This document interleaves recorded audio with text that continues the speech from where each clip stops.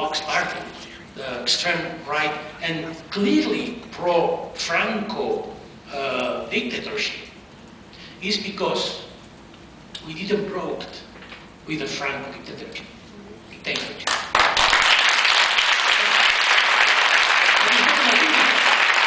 No, it's an opinion, but it's not an opinion, it's a fact. Because the King of Spain was nominated by Franco, but it's not a secret, it's public. The Franco has decided to nominate Juan Carlos as the head of the state once Franco dies. Not this. Secondly, the Franco's grave, the fascist dictator, is in a public monument close to Madrid, paid by public funds. Is that acceptable? No. And finally, there's thousands and thousands of bodies still disappearing. The bodies from the, for example, Republican soldiers executed by the Franco regime, and the families are not allowed to recuperate that bodies. That is not acceptable in 2019.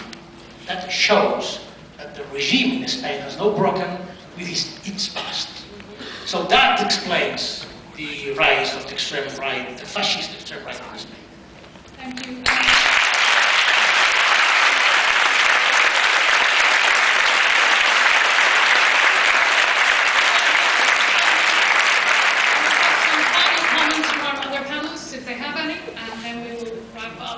I know there are many, many questions, but we do need to be filling.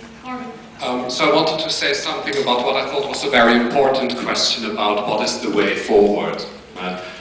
So clearly, as the situation stands at the moment, both sides are at loggerheads. So I think both sides will need to back down in one fashion or the other. Right?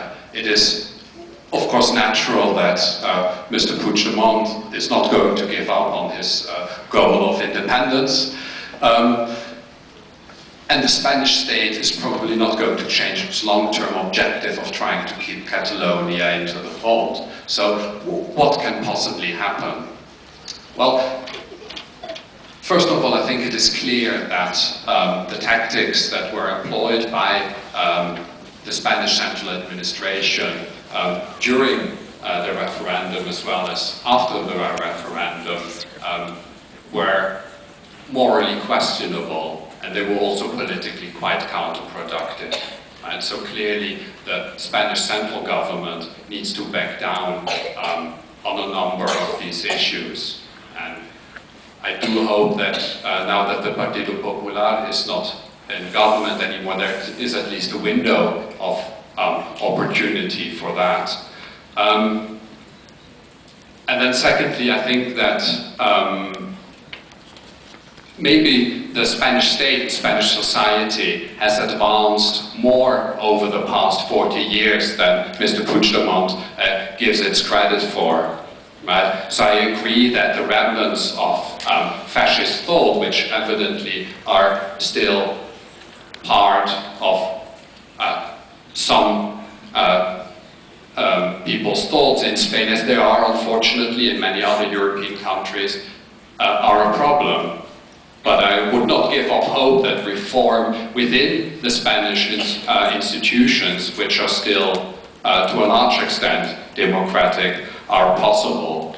I think what is unlikely is that the Spanish government is going to agree to hold an independence referendum over the foreseeable future. So the only way forward would be for the Catalan government to work within those institutions to try and create the conditions that would make such a referendum possible in the long term. Thank you, Margaret.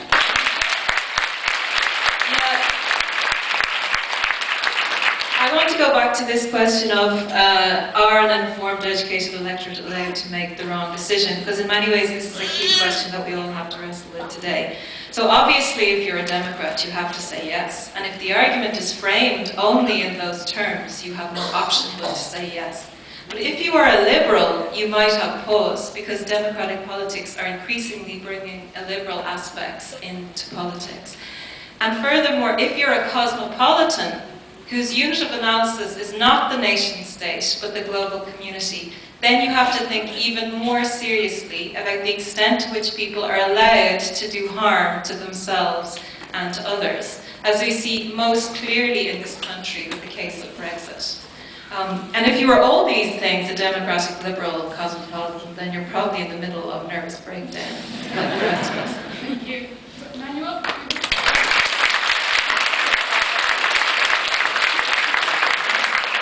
Thank you. Final thing also about whether voters are rational, whether they're informed, because that's the only question that we all got, so might as well battle on that. I know from personal experience, and I think you all agree with me, that the most irrational decisions are taken when you're hot, when you're passionate about things. And at this moment, given the reaction of the Spanish government, probably is not a good time for passions to actually replace rational thinking and thinking of all the potential consequences that may come with independence for Catalonia.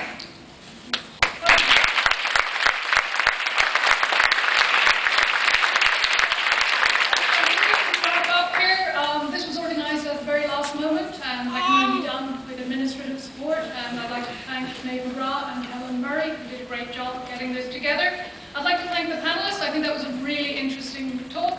And most of all, I'll be honest with you, I was a bit concerned coming in here this evening. I'd like to thank you for being such a temperate audience.